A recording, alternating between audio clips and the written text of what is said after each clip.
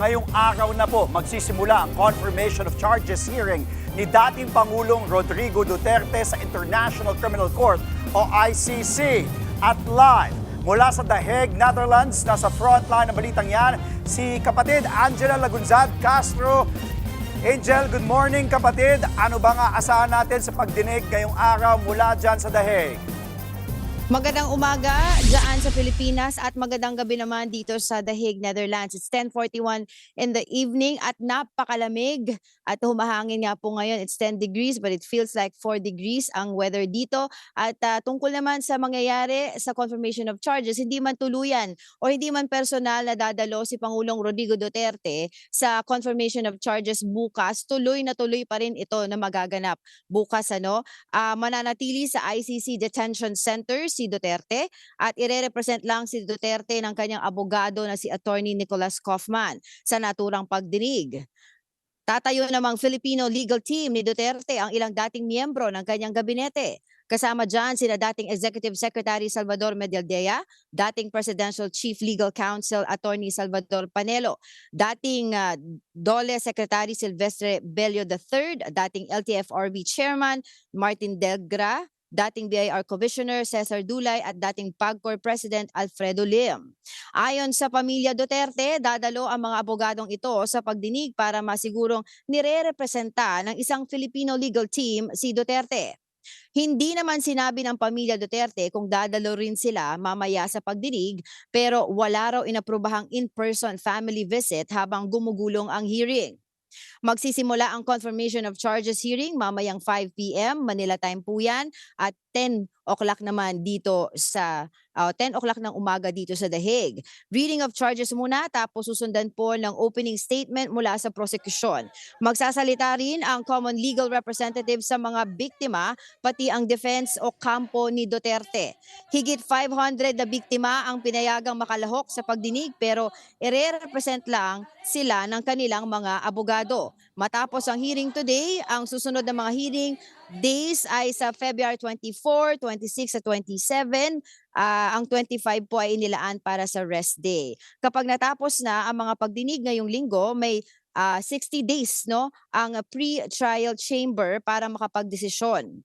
3 counts ng kasong crimes against humanity ang kinakaharap ni Duterte. Kung isa o higit pa rito ang nakumpirma, matutuloy sa paglilitis si Duterte. Pwede ring tumanggi ang mga hukom na kumpirmahin ang reklamo at ipatigil ang proceedings laban kay Duterte. Kapag nangyari po yan, maaari siyang palayain. Posible rin na i-adjourn ang pagdinig at hilingin sa prosekusyon na magbigay ng dagdag ebidensya o imbestigahan pa ang kaso. Samantala, Andre, buhos pa rin ang mga taga-suporta ni Duterte sa labas ng ICC. Nagtipon-tipon, actually sa labas ito or sa gilid ng ICC Detention Center. Nagtipon-tipon din ang mga kaanak ng mga biktima ng EJK at ilang human rights group dito sa The Hague. Lahat sila matiyagang naghihintay para sa pagdinig mamaya. Actually, kahapon nga nangyari yung protesta ng mga anti-Duterte. Ang grupo nila ay tinatawag na Duterte Panagutin Network. Sila ay nagdaos ng kanilang protesta kahapon sa harap mismo ng ICC or International Criminal Court na opisina at doon nila ipinahayag ang kanilang mga saloobin na para panagutin si Pangulong Rodrigo Duterte. At sabi nga nila, 5 buwan man na na-delay itong confirmation of charges, sila ay masaya dahil tuloy na nga itong pagbabasa or paglilitis or pagdedesisyon ng hukom kung talagang ito ay matutuloy sa trial o hindi. So ito ay para sa kanila mahalagang yugto ng kanilang pakikipaglaban para sa katarungan. Sa kabilang banda naman, no, isang araw nung Saturday, nung pagdating namin dito, binisita namin ang mga pro-Duterte na nagtitipon-tipon naman sa gilid ng ICC Detention Center kung saan nakadetine si dating Pangulong Rodrigo Duterte. Doon, sinabi nila, araw-araw silang pumupunta doon, nagdadala ng pagkain, kanya-kanya sila ng dala, at nagbabantay ng maghapon doon para daw malaman ni Pangulong Rodrigo Duterte na hindi siya nag-iisa sa labang ito. Mamaya bibigyan namin kayo ng update doon sa magiging unang araw ng paglilitis or yung confirmation of charges mamaya February 23. Balik sa'yo, Andre.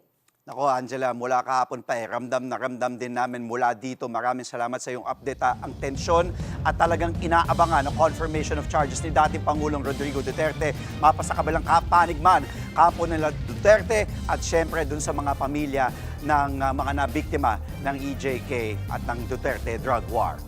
Maraming salamat. Live po mula sa The Hague sa Netherlands, Angela Lagunzad Castro. Mga kapatid, Andre Felix po, manatiling may alam pagdating sa mga mahalagang balita sa loob at labas ng bansa. Mag-follow at mag-subscribe na po sa social media pages ng News 5.